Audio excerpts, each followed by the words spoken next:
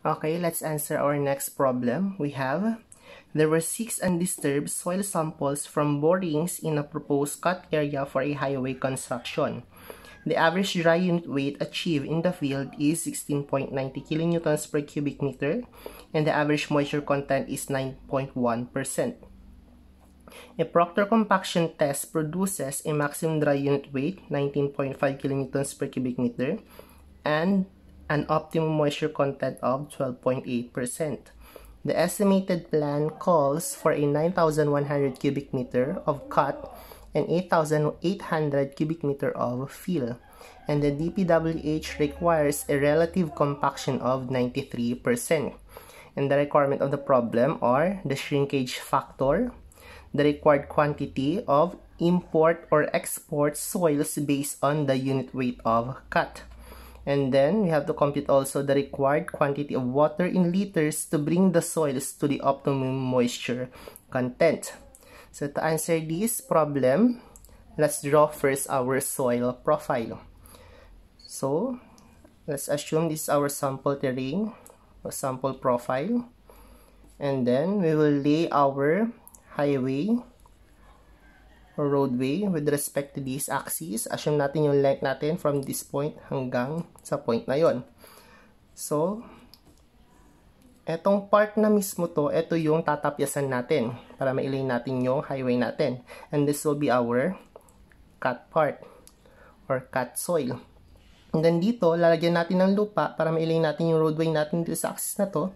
This will be our fill. So, pag sinabing cut and fill, yung topic, that is also related to compacted soil and borrow soil. Etong cut, tatapyasin, dyan natin kukunin mismo yung soil na ilalagay natin dito kay fill. So, that is related also to borrow soil. And then yung fill, lalagyan natin lupa, and then eventually, i-compact natin, that is also our compacted soil. And then, let's list down our given parameters sa ating problem. We have the average dry unit weight in the field, 16.90. Average of the 6 sample from a cut part. So, dito tayo kay borrow soil.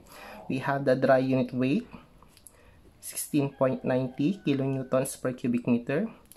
And the average moisture content of the 6 sample from the cut part, which is 9.1%.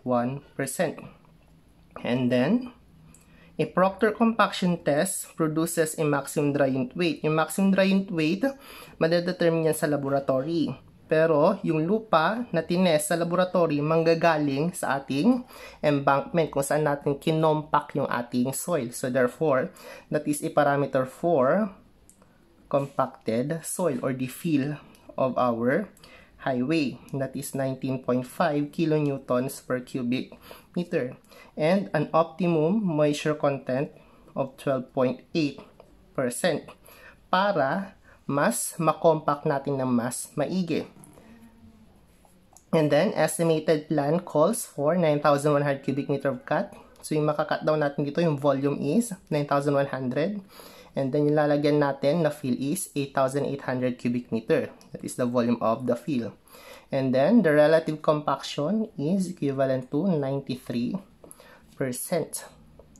So, from our previous topic, kapag meron tayong relative compaction and then maximum dry unit weight, pwede natin kunin mismo yung dry unit weight in the field dahil ang relative compaction is the ratio of gamma dry in the field, gamma dry maximum determined in the laboratory. By cross multiplication, you can say that gamma dry in the field ni compacted soil, and that is equivalent to cross multiplying 0.93 relative compaction multiplied by maximum dry unit weight 19.5 kilonewtons per cubic meter. Computing, we have a dry unit weight of 18.135 kilonewtons per cubic meter. And then, our first requirement is shrinkage factor. And from our formula of compaction, shrinkage factor is equivalent to the gamma dry of the fill over the gamma dry of the cut minus 1, and then multiply it by 100% to make it in percentage form. So by substituting gamma dry sa fill, yung sa ating compacted soil, ito po yun, 18.135 kilonewtons per cubic meter over gamma dry in the cut part, that is 16.9 kilonewtons per cubic meter minus 1. So computing, we have a shrinkage factor of 7.31%. So na-multiply na siya ng 100%. So that will be our first requirement. Then for our second requirement, the quantity or required quantity of import or export soils based on the unit weight of cut. So hindi pa natin alam kung mag-i-import tayo or mag-i-export tayo. Yung volume daw ng cut na makukuha daw natin is 9,100 cubic meter. Yung volume ng fill na makukuha, nalalagyan natin ay 8,800 cubic meter. So, ang iisipin natin dito ngayon o i-analyze natin, sapat ba mismo yung volume na cut na panglagay sa volume ng fill? Since meron tayong shrinkage factor, liliit pa daw po mismo yung ating cut na ilalagay. So, sapat pa ba mismo yun para sa volume na ito? So, let's answer that. So, to answer that, we will use the formula of, or another formula of shrinkage factor. And another formula shrinkage factor, that is the ratio of the change in volume with respect to the volume of the fill. And yung change of volume natin, yun mismo yung difference mismo ng volume cut and volume ng fill. So, over ng volume of the fill. So, to get the value of the volume of cut needed to fill the volume of the fill, by cross multiplication, you can see that volume of the cut is equivalent to shrinkage factor. So, ito di-divide natin to, may numerator pa din. Pag divide natin to, minus 1. And then, ililipat natin doon, magiging shrinkage factor plus 1. And then, multiply it by the volume of the fill. So, the volume of cut needed to fill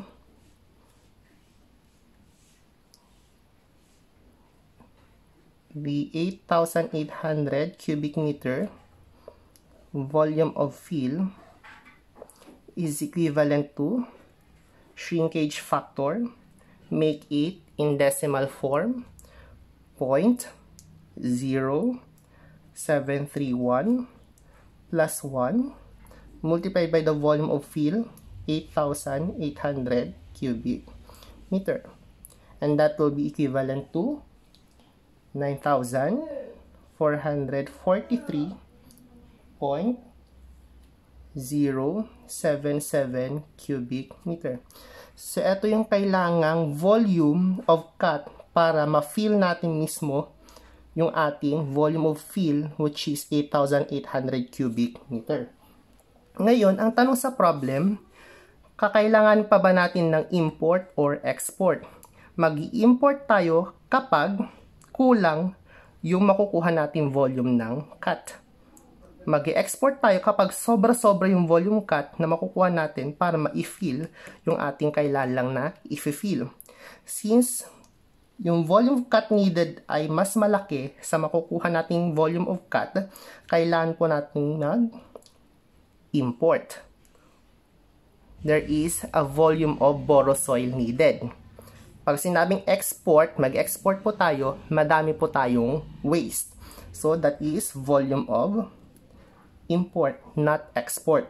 That will be equivalent to the difference, 0.077 minus 9,100 cubic meter. At yung import pa natin ay 343.077 cubic meters. And that will be our second requirement. And then the third requirement, the required quantity of water in liters to bring the soils to the optimum moisture content. Ito yung optimum moisture content. Again, tumataas yung moisture content kasi nga kailangan natin mas makompact ng mas maigi. Yun yung ating principle behind compaction of soil. So ano yung quantity daw ng water na idadagdag para maging 12.8 from 9.1% na moisture content? Pag sinabing quantity, that is the volume of water needed. So volume of water is unknown. And volume of water, palaging nakabase yung value niya sa formula ni unit weight of water, which is weight of water over volume of water. By cross multiplication, you can say that volume of water is weight of water over unit weight of water. And the weight of water, nakabase mismo yung formula o yung value niya kay moisture content. And that is the product of moisture content and weight of soil particles over unit weight of water. Okay, let's check the values. Volume of water is unknown. This is constant. Since volume of water needed to reach this moisture content, yung dinagdag lang. Dahil manggagaling tayo dito sa moisture content na to. Therefore, moisture content added lang mismo yung ating gagamitin. And that is the difference of 12.8 and 9.1%. So, meron na tayo for this. This is constant. WS, wala pa tayo. But WS, that is the product of gamma dry and the total volume.